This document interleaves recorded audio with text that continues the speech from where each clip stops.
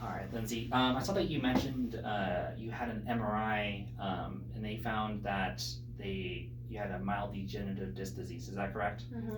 Did they ever explain what that was to you at the office? No, not really.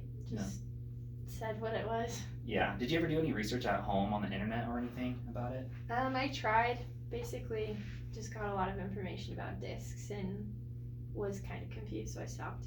Yeah, and that's often the case. Is they do a poor job at explaining what it is, so they kind of leave the patient to find the answers on the internet, and it's not very helpful. So, I just kind of what I wanted to do is bring that back up, so maybe I can help clarify some information about that. Is that okay?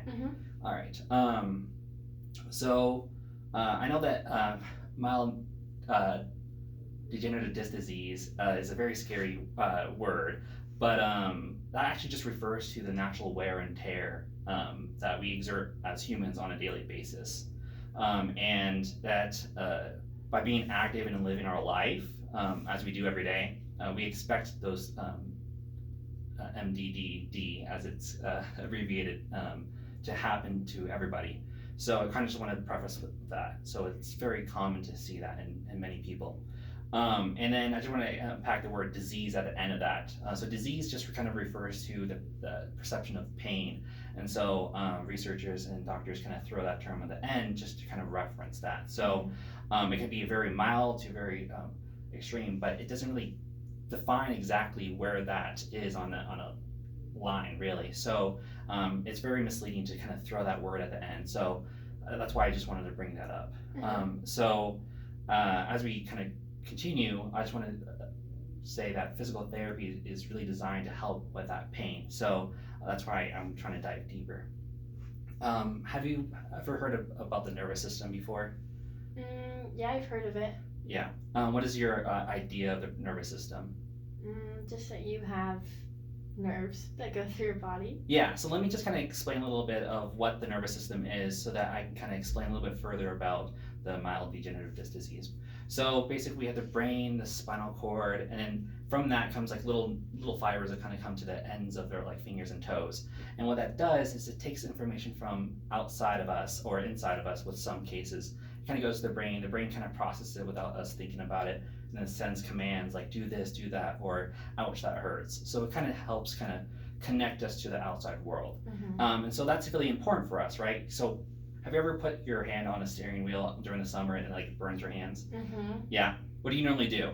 You take your hands off. Right, because it's uncomfortable, right? Yeah. So that's kind of why we have the nervous system, and that's pain that we want to know. Is because if you didn't have pain, you would get like third-degree burns, and that would be horrible. So that's when pain is appropriate in life. But pain can also kind of change over time, and so that's what I'm trying to go into. So what is a car alarm's normal role in life? Or, yeah. To tell you if your car is being broken into. Right. Have you ever seen a car alarm just randomly go off in the parking lot without anything touching it? Yeah, all the time. Yeah. That's like nothing bad is happening, but it sensed something bad occurred, right? So that's kind of like applying it to our body, where the car's resting level is a little bit higher than the cars around it, so that a small bump or a feather from a bird lands on it and it instantly sets it off.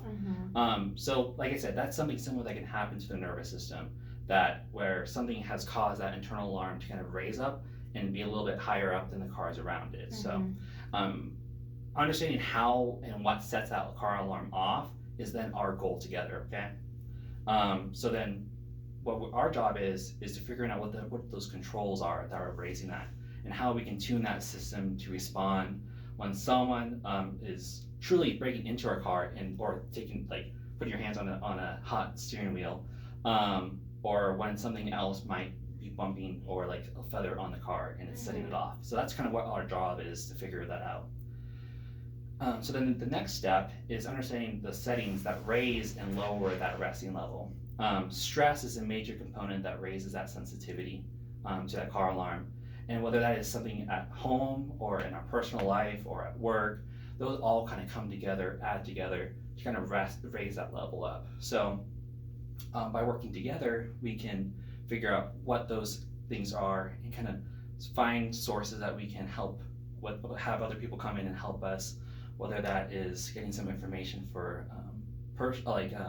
therapy, like a therapist on the others, working together, or finding some financial support, working together to really help to you know, build a team that we can accomplish this together. And then the last thing I just want to end with is, with all this information I just presented with you, even though that car alarm is kind of high, I want you to remember that you can still drive that car and live your life as you want it. So as we're working on that car alarm, I just want you to enjoy the ride too. Thank you. Yeah.